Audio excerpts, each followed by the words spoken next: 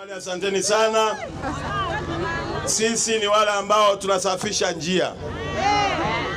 Yupo anayekuja anaitwa Daktari Samia Suluhu Hassan.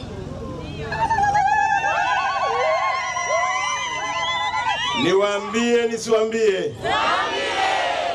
Ni mwanamke wa kwanza kwenye historia ya taifa letu la Tanzania anayekwenda kuweka rekodi ya kuchaguliwa na Watanzania kwa 100%. Ni mwanamke wa kwanza anayepambania ndoto ya watoto bila kujali watoto wa kike au wa kiume. Na ndio maana ukiwauliza mmoja wa vijana atakwambia amekuta ilani ya chama chetu inataka watu wasome kutoka la kwanza mpaka la 7 bila kulipa ada, kutoka form 1 mpaka form 4 bila kulipa ada.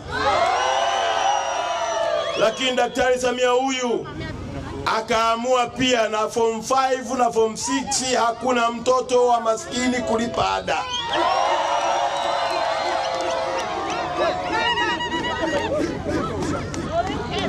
Na lengo lake kubwa katika sekta ya elimu ni kuhakikisha anawezesha watoto hata wa maskini nao wafanye nini? Wasome. Mama huyo. Ehaye milimo yisomesa ko byaratu onsomesha tulinangwe.